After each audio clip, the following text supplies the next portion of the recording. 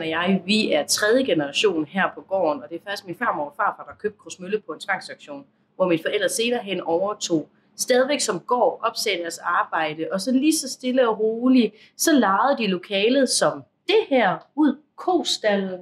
Men vi er jo på landet, så vi prøver også at bevare den landlige stemning og fornemmelsen af, at man stadigvæk sidder i en kostal. Så nede bagved på væggen, der kan I se, der har vi køerne. Båsene er her stadigvæk, og fodertruene er her stadigvæk, og faktisk også kæderne, så køerne var bundet fast med, kan man også se herinde i lokalet.